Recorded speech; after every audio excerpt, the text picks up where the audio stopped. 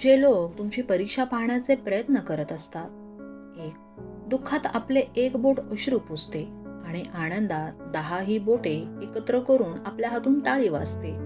जर आपले अवयव असे वागतात तर जगाकडून आपण का अपेक्षा ठेवायची? 2. वेळ पण शिकवते आणि गुरु पण शिकवतात. दोघात फरक एवढाच आहे की गुरु शिकवून परीक्षा घेतात आणि वेळ परीक्षा घेऊन शिकवते. 3. पारखून घेतले तर कोणी आपले नसते आणि समजून घेतले तर कोणी परके नसते. 4.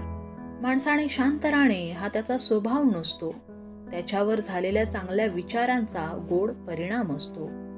5. अतिशय वाचाळ अर्थात बडबड्या मनुष्य अनादरास पात्र होतो, तर मौनामुळे उन्नती होते.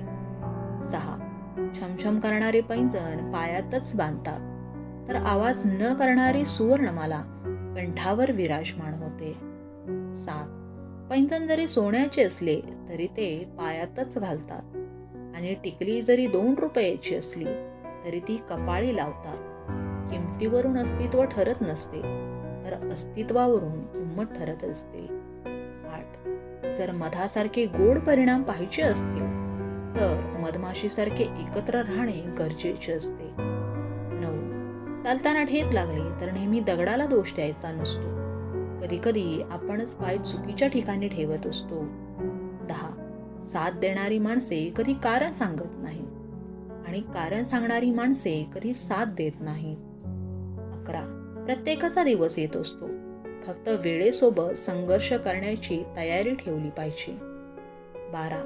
सुखासाठी कधी हसावे लागते तर कधी रडावे लागते, कारण सुंदर धबधबा बनवायला पाण्यालाही उंचावरून पडावे लागते. 13. क्षेत्र कोणतेही असो, आयुष्यात कष्टाला पर्याय नाही आणि कष्ट प्रामाणिक असले की यशालाही पर्याय नाही. 14.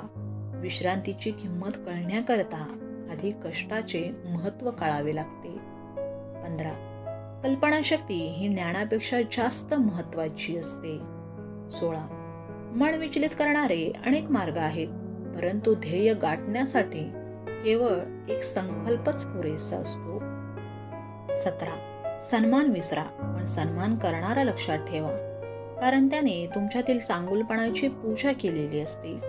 सन्मान लक्षात ठेवला तर अहंकार वाढतो, सन्मान करणारा लक्षात ठेवला तर कृतज्ञता वाढते. 18. आयुष्यात नेहमी एक नियम ठेवा, सरळ बोला, खरे बोला आणि तोंडावर स्पष्ट बोला. त्यामुळे जे आपले आहे ते समजून घेतील आणि जे कामापुरते आहे ते निघून जातील. 19.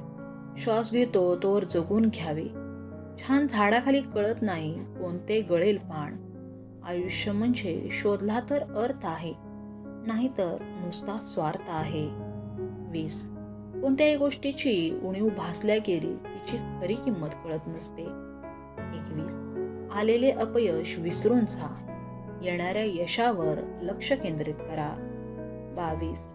जीवनाच्या शर्यतीमध्ये कधीच दुसऱ्याला हरवण्यासाठी पळू नका, पळायचे असेल तर स्वतःला जिंकण्यासाठीच पळा. 23.